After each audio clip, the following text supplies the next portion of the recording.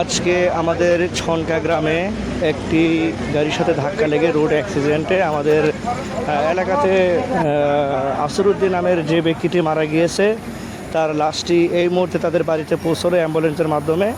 তো সবাই লাশটা নামানোর জন্য প্রস্তুতি নিচ্ছে।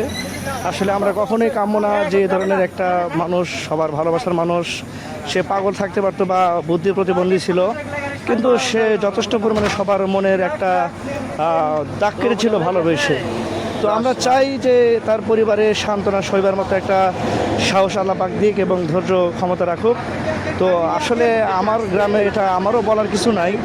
তো আশা করি যারা এই ঘটনাটা না জানেন ভিডিওটা শেয়ার করে সবাইকে জানিয়ে দেওয়ার সুযোগ করে দেবেন। আশা করি সবাই ভালো থাকবেন, চেষ্টা করব এ ধরনের দুর্ঘটনা না ঘটুক।